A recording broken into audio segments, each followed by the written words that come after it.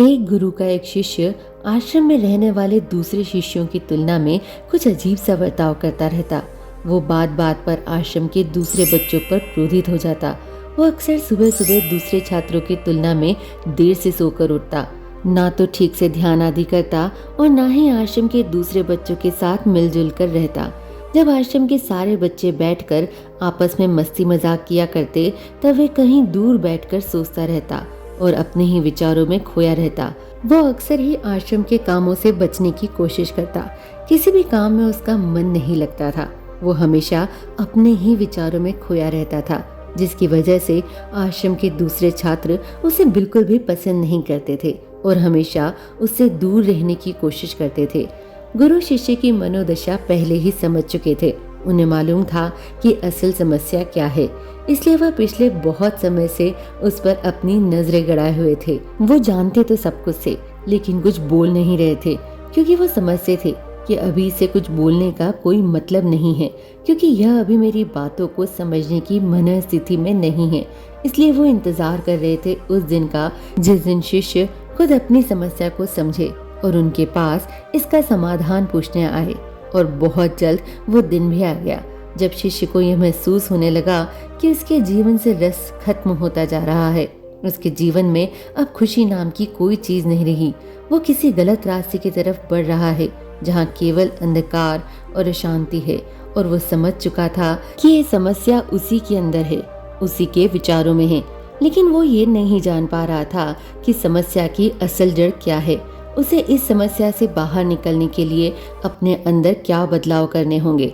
उसने बहुत सोचा, बहुत विचार किया, लेकिन उसे अपनी समस्या का कोई समाधान नहीं सूझा।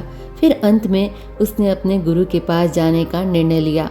वह गुरु के पास गया और हाथ जोड़कर बोला, गुरुवर, मैं अपनी जिंदगी से तंग आ चुका हूँ। मुझे मेरे जीवन में कोई रस नहीं आता, जीवन का कोई सार नजर नहीं आता, मेरे जीवन का कोई लक्ष्य नहीं है।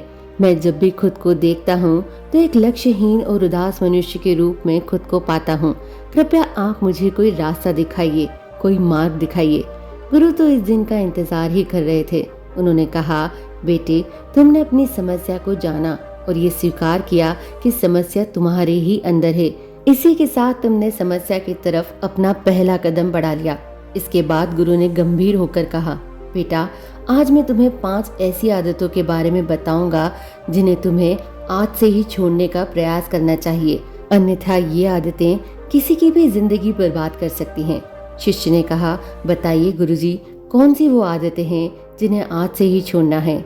गुरु ने कहा, पहली आदत जो तुम्हें छोड़नी है वो है ज्यादा सोचना, क्योंकि ज्यादा सोचना अपने लिए नई समस्या खड़ी करने की एक कला है। ज्यादा सोचने से तुम खुद को तो बर्बाद करते ही हो, साथ ही उस हाथ आए मौके को भी बर्बाद कर देते हो जिसका सही उपयोग करके तुम अपनी जिंदगी बदल सकते थे। इसलिए ज्यादा सोचना केवल तुम्हारा वर्तमान ही नहीं बल्कि भविष्य भी खराब कर देता है। ज्यादा सोचने की वजह से हम आसपास की चीजों और परिस्थितियों को वैसे नहीं देख पाते जैसे कि वो असलियत में हैं, बल्कि हम उन्हें अपने हिसाब से तोड़ मरोड़ कर खुद के सामने पेश करते रहते हैं।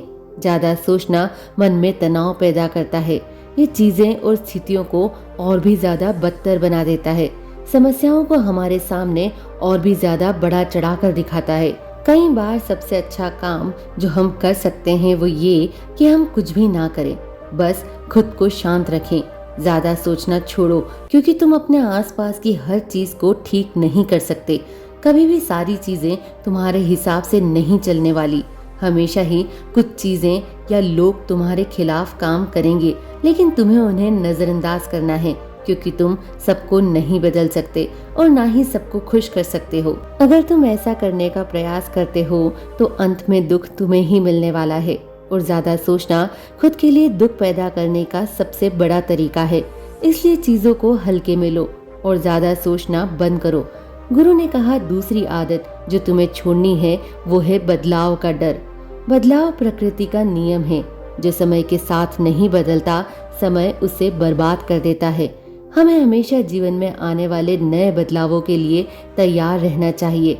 हालांकि खुद को बदलना या किसी नए बदलाव को स्वीकार करना इतना आसान नहीं होता, लेकिन बहुत से नए बदलाव और परिस्थितियों का सामना करने के बाद तुम्हें यह महसूस होना शुरू हो जाएगा कि बदलाव एक ऐसी चीज है जिसे थोड़े से प्रयास और नई सीखों के साथ आसानी से स्वीकारा जा सकता है। और ज्यादातर बदलाव अंततः हमारे लिए लाभदायक सिद्ध होते हैं। गुरु ने कहा, तीसरी आदत जो तुम्हें छोड़नी है वो है बीते हुए कल में जीना। यानी तुम्हें अपने अतीत में जीने की आदत छोड़नी होगी। अतीत के बारे में सोचना और अतीत में जीना दो अलग अलग चीजें हैं। कभी कभार अतीत के बारे में सोचना अच्छा होता है क्योंकि हम अपने बीते हुए कल से बहुत कुछ सीख सकते हैं, लेकिन जब हम हर समय अपने बीते हुए दिनों की अच्छी बुरी यादों में खोए रहते हैं तो यह अतीत के बारे में सोचना नहीं बल्कि अतीत में ही जीना कहलाता है। कभी किसी ने हमारा अपमान कर दिया था या हमारे साथ कोई बुरी घटना हो गई थी और हम आज तक उसी चीज को लेकर बैठे हुए हैं, उससे बाहर नहीं आ पाए, ये सही नहीं है। या फिर कभी हमारे साथ बहुत अच्छी घटना हुई थी या फिर हम किसी बहुत अच्छे इंसान के साथ थे, उनके साथ हमारी बहुत अच्छी यादें जुड़ी हुई हैं, लेकिन हम अभी भी उन पुरानी यादों के बारे में सोचते रहते हैं। ये ठीक नहीं है। हमें समय के साथ इन सब यादों से बाहर आ जाना चाहिए। हालांकि ये बहुत मुश्किल है, लेकिन ये हमारे लिए अच्छा है। कभी कभी किसी इंसान के लिए अपने अतीत से बाहर आना बहुत मुश्किल होता है क्योंकि उसके अतीत में बहुत अच्छी यादें होती हैं। वो अपने अतीत की यादों के साथ बहुत खुश और आरामदायक महसूस करता है। लेकिन अतीत में जीना एक समस्या इसलिए है क्योंकि यह हमारा वर्तमान हमसे चुरा लेता है, आज में जीने की खुशी हमसे छीन लेता है और फिर यह हमारे वर्तमान को भी अपने में समाहित करके उसे भी हमारा अतीत बना देता है और फिर हम जिंदगी को होश पूर्वक ना जीकर बस अपने सपनों में ही जीकर चले जाते हैं। इसीलिए बीते हुए कल में जीना बंद करो, वरना ये तुम्हारे वर्तमान और भविष्य दोनों को बर्बाद कर देगा। गुरु ने कहा, चौथी आदत जो तुम्हें छोड़नी है वो है दूसरों से खुद की तुलना करना या खुद को दूसरों से कम समझना। दूसरे इंसान से तुलना करके खुद को कम समझना छोड़ दो क्योंकि ये तुलना तुम्हें जिंदगी में आगे नहीं बढ़ने देगी। जब हम किसी और से अपनी तुलना करके खुद को छोटा मानना शुरू कर देते हैं तो हम खुद अपने ही हाथों अपने आत्मविश्वास का गला घोट देते हैं, अपने आत्मसम्मान को कम कर देते हैं।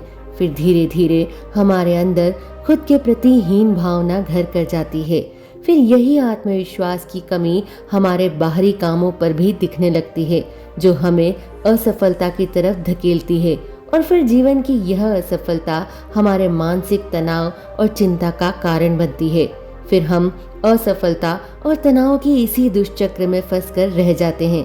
सबसे पहले तो तुम ये समझो कि हर इंसान के जीवन की परिस्थिति और उसका अनुभव अलग अलग होता है, इसलिए इस दुनिया में हर इंसान अपने आप में अलग है। तुम भी अपने आप में सबसे अलग हो। तुम्हारे जैसा इस दुनिया में दूसरा कोई नहीं है। तुम अपने आप में सर्वश्रेष्ठ हो। तुम्हें इस बात पर गर्व होना चाहिए कि तुम इस पूरी दुनिया में अपने तरह के अकेले इंसान हो, सबसे अलग हो। तुम इसलिए खुद के जैसा बनने की कोशिश करो, किसी और के जैसा नहीं।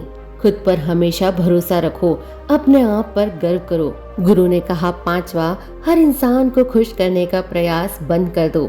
अगर तुम हर इंसान को खुश करने का प्रयास करते रहोगे तो एक इंसान जो हमेशा दुखी रहेगा वो तुम खुद हो। तुम चाहे कितना भी प्रयास कर लो, तुम सभी को खुश नहीं रख सकते।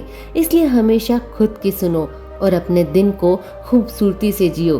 बनावटी इंसान मत बनो क्योंकि बनावटी और दिखावा करने वाला इंसान हमेशा दुखी रहता है। जो व्यवहार तुम्हारे अंदर से आता है उसे आने दो, उसे बदलने की कोई जरूरत नहीं है किसी को खुश करने के लिए। पर इसका मतलब ये नहीं है कि तुम किसी को अपशब्द कहो या उसका अपमान करो। बस तुम्हें बनावटी इंसान नहीं बनना और हर इंसान को खुश करने का प्रयास नहीं करना। तुम जो हो वही रहो, क्योंकि याद रहे तुम अपने आप में सबसे अलग और सर्वश्रेष्ठ हो। शिष्य को अपनी समस्या का समाधान मिल चुका था। उसने गुरु को वचन दिया कि वो आज से इन 5 आदतों को छोड़ने का पूरा प्रयास करेगा। उसने इन बातों के लिए गुरु का धन्यवाद किया और वहां से खुशी खुशी चला गया। आज के लिए बस इतना ही। मिलेंगे फिर किसी नई बात और नई कहानी के साथ।